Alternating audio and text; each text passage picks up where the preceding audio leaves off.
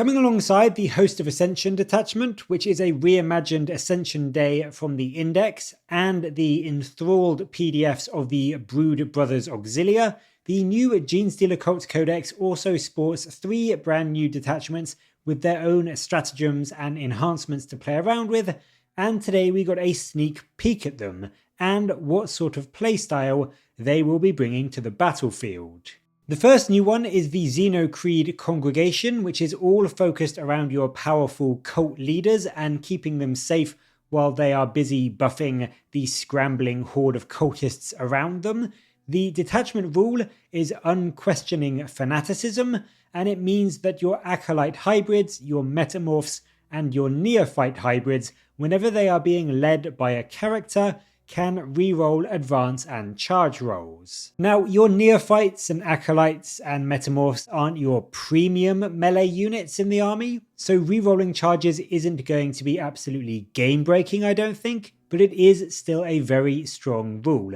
At the very least, this is going to help things like your neophyte squads get onto objectives better and score you more points, whilst the reroll charges part of it will still be very good on things like your acolytes and your metamorphs, who can throw out a reasonable number of anti-infantry attacks and just do damage through sheer weight of dice. A unit of 10 metamorphs in the Index, for instance, this may change in the Codex, but just going by what we know, a unit of 10 metamorphs can still put out around 50 odd attacks, all at -1 AP and strength 4, so even if they do get nerfed somewhat in the new Codex, it is still going to be a solid way to get a reasonable number of attacks into combat and just allow you to clear through enemy infantry and chaff units really quite well. The detachment also gives you a further buff if the leader that is leading a unit of neophytes, acolytes, or metamorphs is a magus, a primus, or an acolyte icon ward. If one of those is leading a squad, then that model also gets a 3-up Feel No Pain. Now, this isn't for the whole unit, of course, that would be bonkers, but it does mean that your squishier characters, when they're leading one of those units, can get a really good amount of protection from things like enemy precision shots, and they can actually, with that Feel No Pain, be deceptively difficult to take out for your opponent, so they can keep buffing your units for as long as possible. So I think in this detachment, a load of those more hordy mass infantry style units led by a few leaders to make them really fast and getting into combat really quickly and make them really slippery is going to make for quite a potent army just for getting up into the enemy's face really quickly and then drowning them in sheer numbers of attacks. We also got to see an enhancement and a stratagem for this detachment. The enhancement is the deeds that speak to the masses, and you put this on a magus, a primus, or an icon ward, and once per turn when you roll for a battle line unit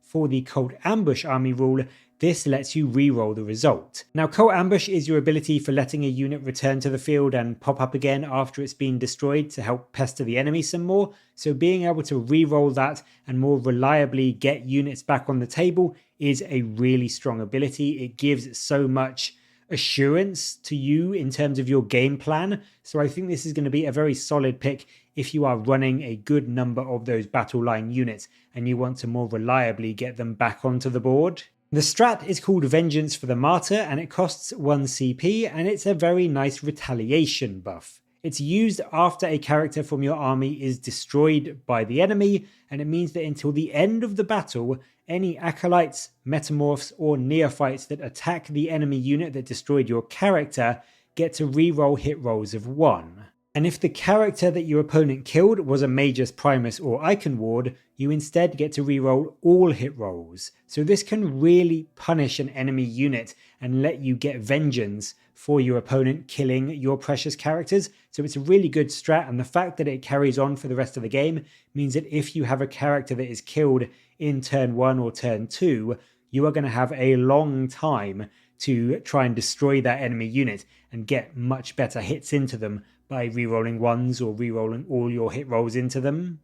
The Biosanctic Broodsurge detachment is up next, and its rule is called Hypermorphic Fury. This is all about boosting your Pure Strain Genestealers and your Aberrants. It lets you add 1 to the charge rolls for Aberrants, Pure Strain Genestealers, and your Biophagus, and then also when those units fight, if they have made a charge this turn, you also get +1 attack. So this can really help your solid, premier, amazing melee units get into combat a bit more reliably with that +1, but then when they are there, they are much scarier as well. An extra 10 attacks from things like Genestealers is going to make them incredibly good at killing enemy infantry and chaff, whilst on things like your Aberrants, it is really significant and it's going to make them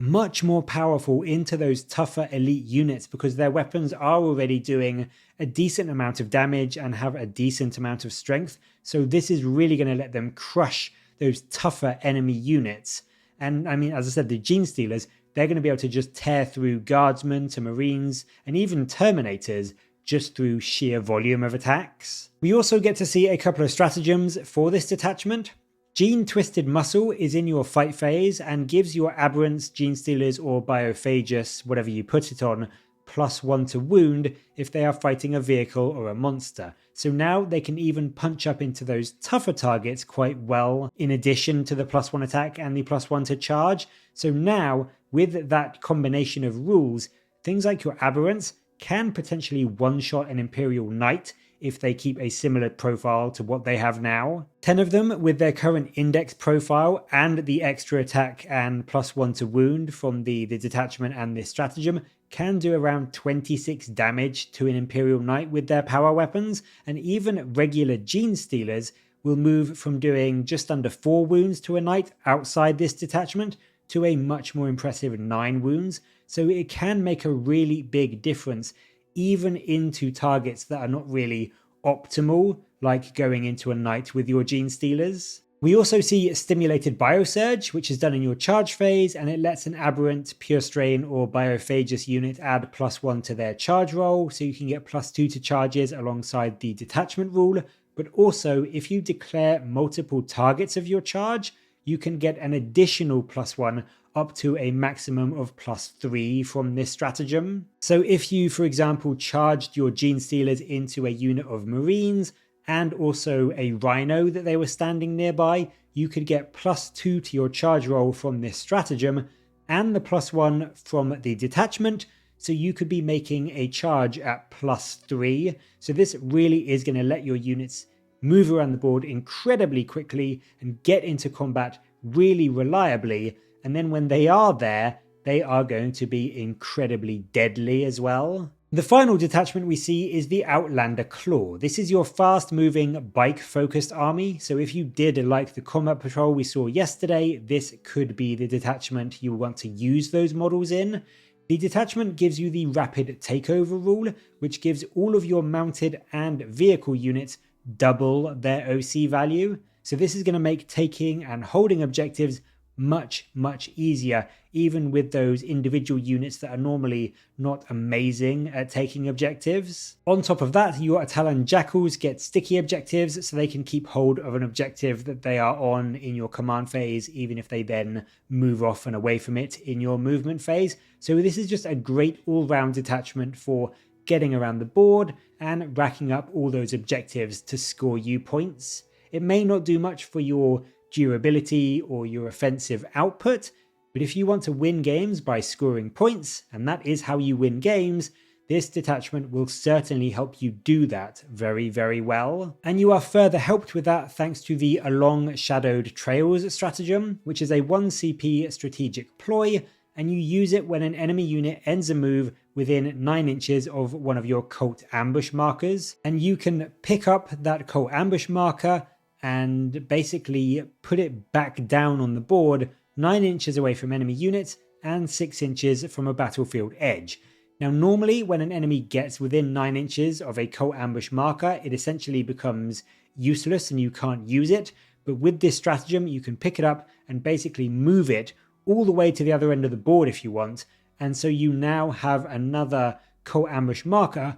to set up a unit. Now you can only use it to set up a Talon Jackals for the rest of the game, but it means that you can take a cult ambush marker that your opponent was trying to kind of deny you and put it right where your opponent least expects it, and use some Talon Jackals to subsequently appear from it to grab an objective or just be a harassment unit in your enemy's backfield. It is very, very sneaky, and again, whilst it's not overtly powerful, it really can mess with your opponent's game plans and means you can get your units of jackals around the board much, much faster than you previously could. Overall, I have to say I think these detachments do look quite fun. I personally really love the look of the Biosanctic Brood Surge and the Xenocreed Congregation. I love all of the units that are kind of focused on in those two. And if you like running those infantry units, either in the form of Acolytes and Metamorphs or your Pure Strain Genestealers and Aberrants, either of those will add a lot of power to those kind of armies and those kind of lists. And overall, each of the detachments seem to lean into this fast-moving, overwhelming style of force that the cults are kind of known for. But as always, what do you make of these detachment rules? And which of the three we've seen today do you think is the best of the bunch? Let me know your thoughts down in the comments below, and as always, thank you very much for watching. Please do like and subscribe for more Warhammer content from me, but until next time, I'll catch you later, guys.